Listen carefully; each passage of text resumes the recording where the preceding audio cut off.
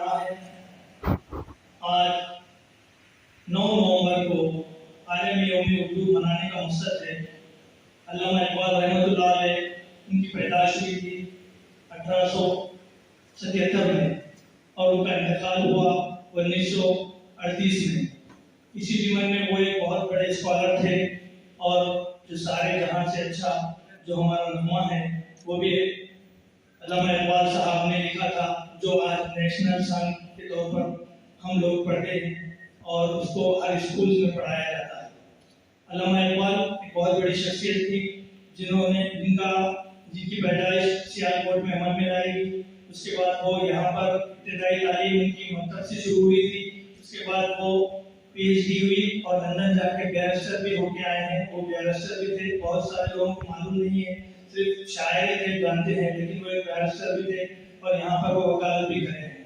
بہت بڑی شخصیت تھی اور ان کی آج شخصیت میں ہم تعزیت پیش کرتے ہیں کہ انہوں نے بہت ساری کتابیں لکھی ہیں اور یہ کتابیں صرف اب برقرار بن کے الماری میں رہ گئی ہیں۔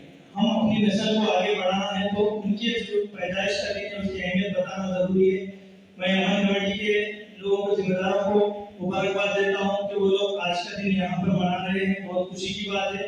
انشاءاللہ آگے بھی اور دیگر تنظیموں کے ذمہ دار بھی اور بیٹھے ہوئے ہیں، وہ لوگوں سے بھی خواہش کرتا ہوں کہ ہماری مادری زبان اردو ہے، ہماری پہلی درسگاہ ہے ہماری ماں کی گود، اور اس گود سے ہم اردو سیکھتے ہیں، پہلے اردو سیکھتے ہیں، اسی کے بعد ہم بعد میں چاہے وہ تیلگو میڈیم ہو، انگلش میڈیم ہو، اردو میڈیم ہو، اس میں جا کے ہم لوگ تعلیم حاصل کرتے ہیں۔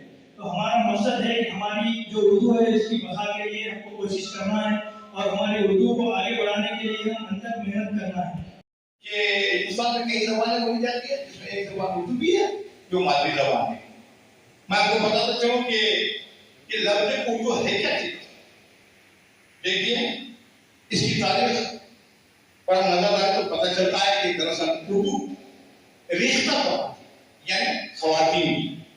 پھر اس کے بعد ہوا یہ کہ چلتے چلتے یہ زبان لشکری زبان یعنی فوجیوں کی ذریعے، پھر اس کے بعد ریختہ اور لشکری یہ دو زبانوں کے ضم ہونے سے، اس کے مکس ہونے کے بعد یہ اردو